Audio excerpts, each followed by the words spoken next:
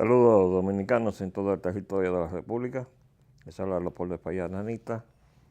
Y hoy Agenda Nacional tiene que informarles de una iniciativa que ha comenzado a circular desde el día de ayer, después de haber ultimado algunos aspectos fundamentales de la iniciativa que vamos a poner en su conocimiento. Hace ya desde el viernes pasado que una representación de un grupo de ciudadanos se nos acercó a nuestra casa para ponernos en conocimiento que habían decidido organizar una escuela y un curso de orientación sobre la situación de precariedad de la soberanía de la República. Esa escuela patriótica, ellos decidieron ponerle mi nombre. Entonces pusieron en mis manos esta invitación que está circulando y que a partir de hoy debe llegar a mis invitados. Dice lo siguiente. Esta es la invitación que está cursando. La coalición Patria Dominicana, Dominicanos por Siempre, tiene el honor de invitarle al reconocimiento emérito que realizaremos al arquitecto don Leopoldo Espaillat Nanita con motivo de la designación de nuestro programa de formación de educación continuada bajo el nombre de Escuela Patriótica Leopoldo Espaillat Nanita, en sentido y entrañable reconocimiento a sus invaluables y extraordinarios servicios brindados a la patria dominicana. Fecha sábado 21 de julio 2018, hora 6 p.m. Trabajo semiformal, lugar para ninfo de la Facultad de Ciencias Jurídicas y Políticas, Universidad Autónoma de Santo Domingo, UAS. Aún queda patria, porque seremos dominicanos por siempre y para siempre. Bueno, yo me sentí primero muy sorprendido y después, hasta cierto punto, un poco mortificado porque, en fin, esto podía malinterpretarse, como que se trataba de alguna forma, ¿no?, de uno proyectarse en el cuadro político en búsqueda de algo que no se me ha perdido, porque yo nunca he andado buscando posiciones ni escalar posiciones de gobierno usando la politiquería. Yo le di media vida a lo que entonces fue la Esperanza Nacional del Partido Revolucionario Dominicano, y dentro de esa militancia pasé a ser el primer secretario técnico del gobierno, siempre bien recordado, de don Antonio Guzmán Fernández. Nos tocó también en la condición de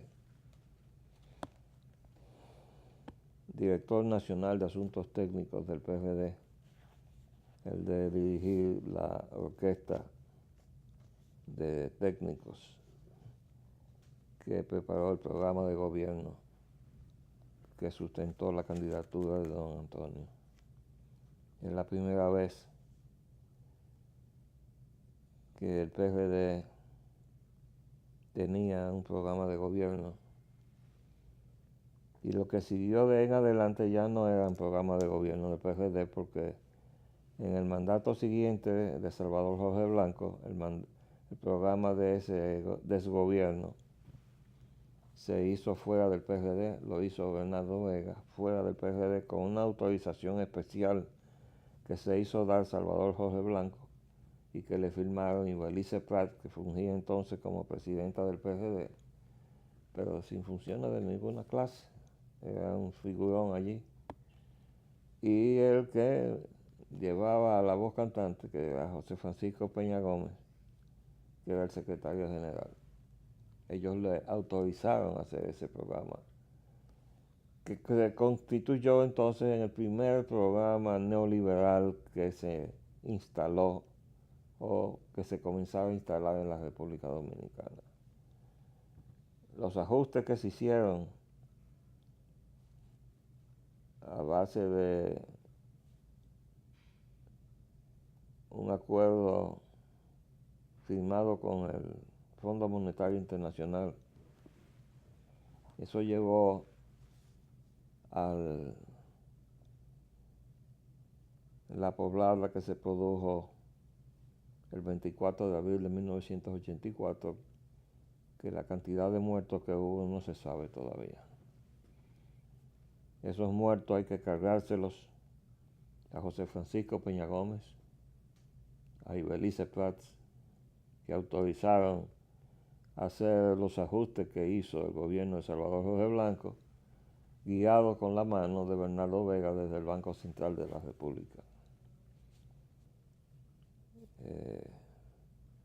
Todo eso está relatado en un capítulo de mis memorias que circularán en breve.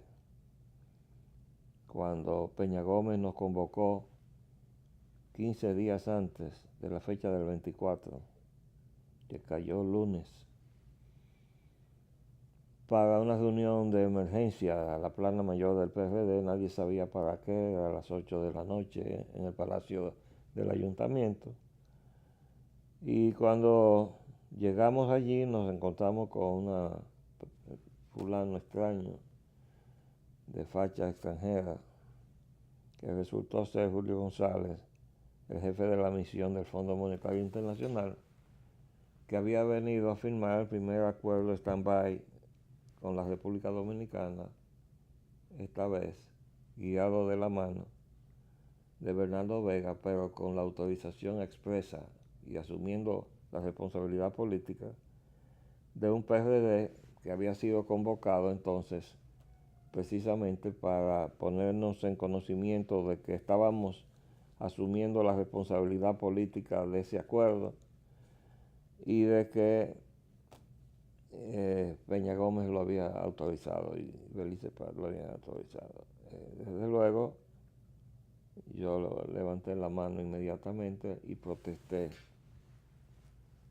esa responsabilidad que no la podía asumir de ninguna manera, y así lo reclamé, en perjuicio de la soberanía de la nación, un partido que había levantado el estandarte de la soberanía dominicana en 1965. Por lo menos la levantamos a nombre del PRD, un grupo de ciudadanos, como el presidente provisional, doctor Rafael Molino Ureña, y quien les habla, Leopoldo Espaillá Anita, que era su brazo derecho en la organización, junto con el coronel Fernández Domínguez, en la organización del movimiento constitucionalista. Desde luego que Peña Gómez estaba en otra cosa, porque ya él había jurado lealtad a los liberales de Washington, que no se los apiaba de la boca, y todos eran liberales de Washington para acá y liberales de Washington para allá, y por eso esa autorización para que se hiciera ese programa en manos de Bernardo Vega, que desde luego no era PRDista, y que hizo un programa que no era PRDista, es decir, un programa que no era nacionalista, sino eran los primeros pasos de la destrucción de la soberanía de la República. Pero por ese camino hemos andado, hemos luchado, militamos a nuestra salida del PRD en la Unión Nacionalista luchamos contra la candidatura de ese agente extranjero, miembro del Diálogo Interamericano, que se llamaba José Francisco Peña Gómez, que venía a ser la pieza escogida por la plutocracia del norte para la fusión con el vecino país de Haití.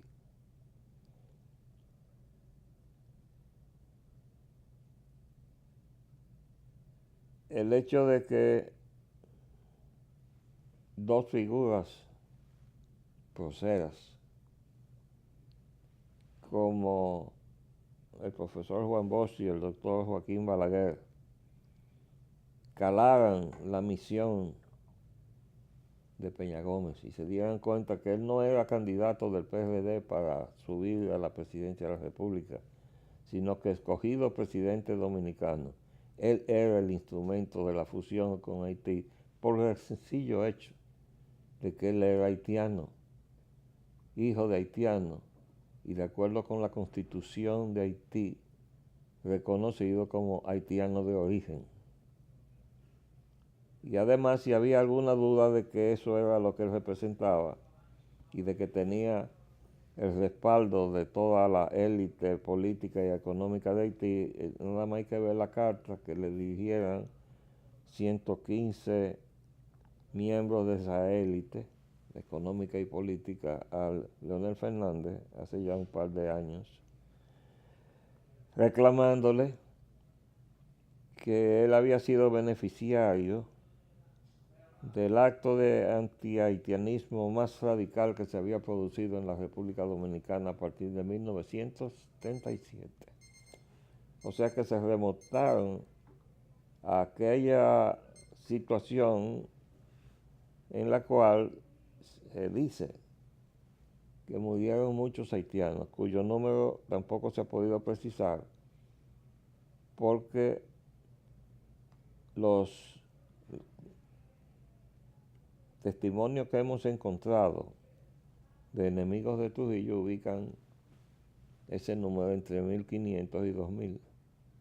Pero hubo gente del exilio que se encargó de multiplicar eso hasta llevarlo a 35.000, que desde luego no se pueden ocultar 1.000 ni 1.500, y esta es la hora que no se han encontrado esos cadáveres.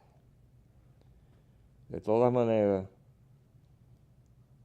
esa carta de esos 115 miembros de la élite económica y política de Haití, reclamándole a Leonel Fernández que se había beneficiado de ese acto de anti-haitianismo más radical desde 1937, estaba diciendo que Peña Gómez, que fue el que perdió las elecciones frente a Leonel Fernández, era el representante de ellos.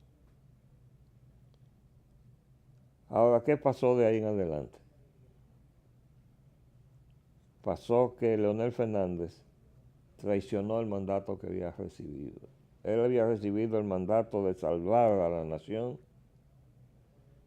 que fue el propósito del Frente Patriótico, y que además, siendo miembro del Partido de la Liberación Dominicana, fundado por el profesor Bosch, liberarnos de dónde y de quién. Bueno, pues liberarnos en la isla de Santo Domingo del peligro de una fusión con Haití. Y él hizo entonces lo contrario. Él asumió entonces el rol de Peña Gómez. Y así como Peña Gómez había sido escogido por la plutocracia para ser su representante en la política dominicana, por eso lo hicieron miembro de Diálogo Interamericano, que no era más que la instancia de la banca acreedora de América Latina, a la que él había hecho el compromiso de respaldar y de representar.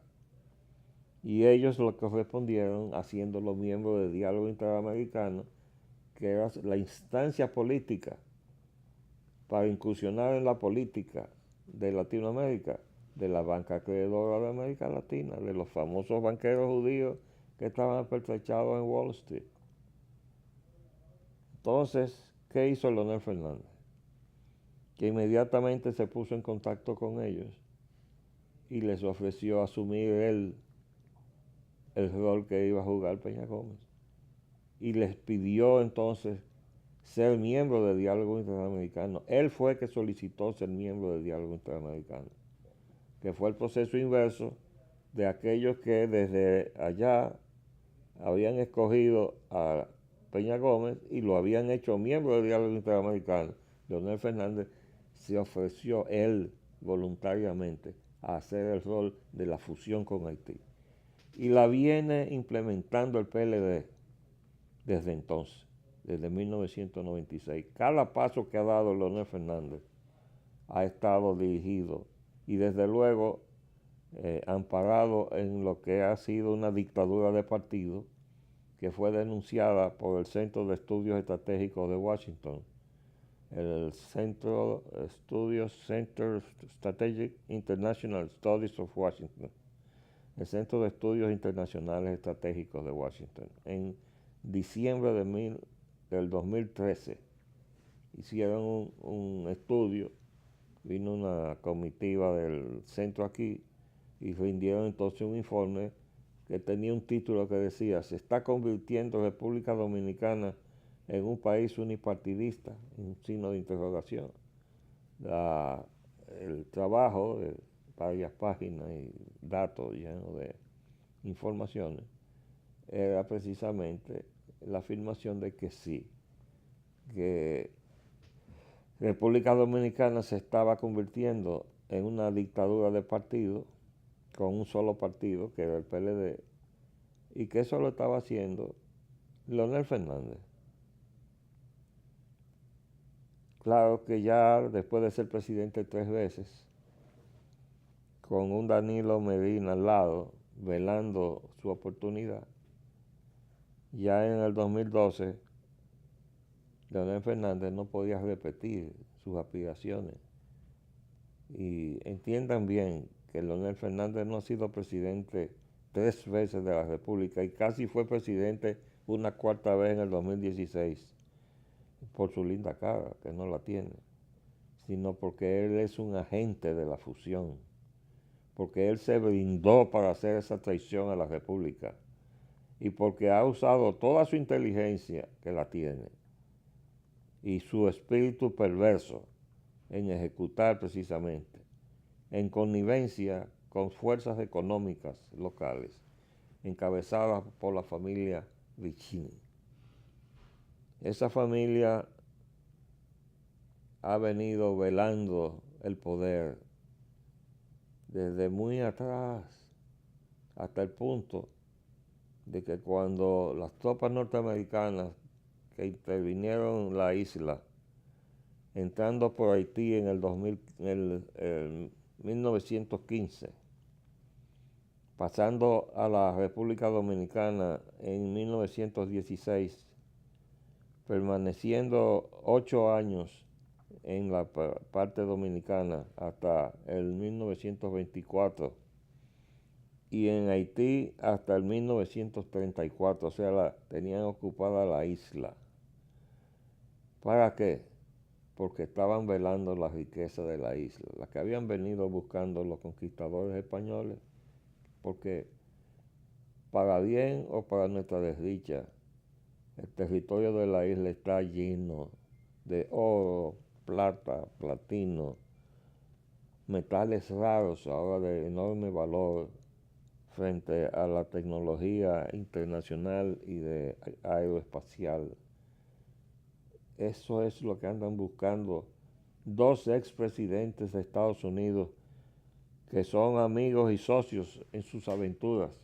Me refiero a George Herbert Walker Bush, el padre, que fue jefe de la CIA antes de ser presidente de los Estados Unidos, y William Jefferson Clinton, Bill Clinton, esposo de Hillary, que llegó a presidente asociado con ese grupo de la plutocracia. Y ellos decidieron entonces asumir la búsqueda de la fusión, interviniendo directamente. Por eso aparece Clinton en Haití y Bush acá lo tenemos metido nada menos que en Cotuí, en Barrick. Y Clinton allá en Haití se está apoderando de la riqueza minera de Haití. Riqueza que el 90% de los haitianos ignora que la tienen. Pero nosotros le estamos siguiendo el rastro y sabemos que usando su poder sobre Martelly, Clinton se hizo asignar a su cuñado Tony Rodman, hermano de Hillary, la mina Mont Nevosa que está en el norte de Haití, que es transfronteriza y vale no menos de $20 mil millones. Pero esa misma mina transfronteriza pasa del lado dominicano a la altura de Restauración, pero el lado dominicano vale no menos de $40 mil millones, o sea, el doble. ¿Qué ha pasado con eso? Que se ha repetido ahora con la mina de San Juan en El Dorado, que ha surgido en el último momento. Y observen que Danilo ha visitado 3 veces ahí la zona. Dice que es con un programa que tiene de reforestación. Pero él ha aparecido allí después que se anunció que había oro en la zona próxima a la frontera, porque también hay una veta transfronteriza. ¿Qué significa?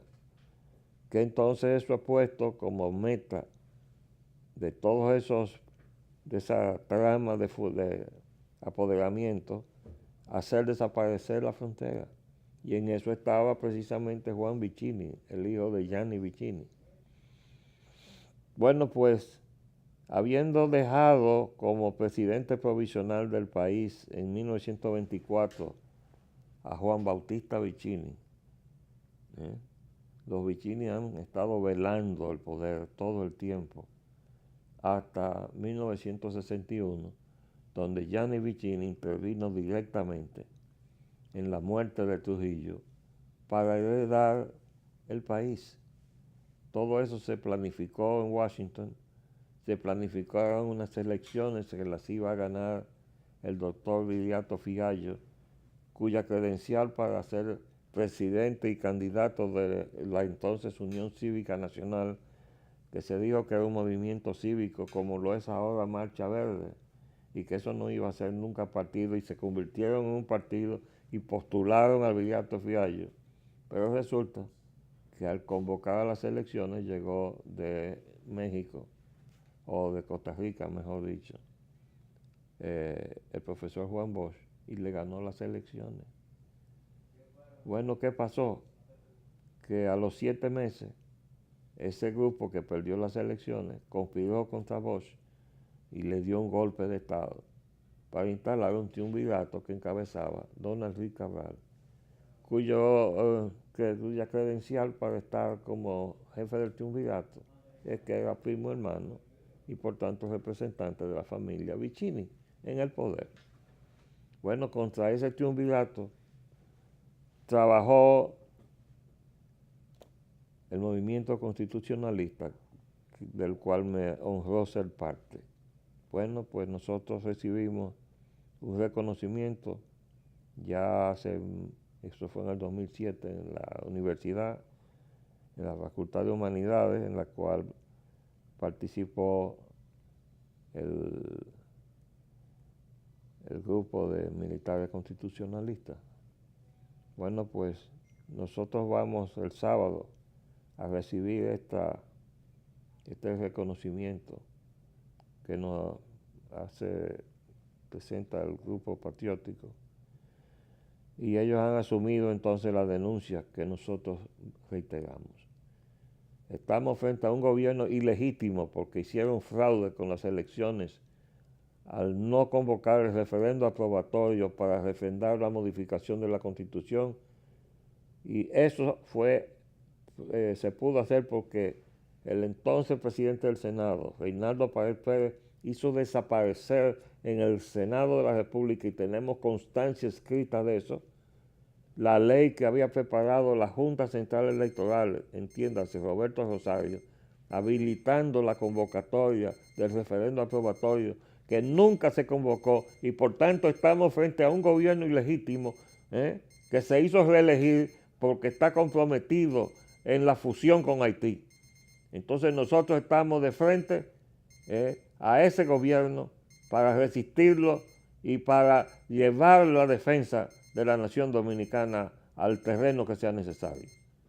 Esa responsabilidad y esa denuncia la ha compartido el grupo patriótico que nos ha hecho el reconocimiento de usar mi nombre, porque lo pusimos como condición y dijimos, no aceptamos el nombre nuestro en ese movimiento, a menos que ustedes asuman la misma responsabilidad que nosotros hemos asumido desde que dijimos, vamos a vestir de caqui, porque estamos dispuestos a pelear en donde sea necesario en la defensa de la nación dominicana.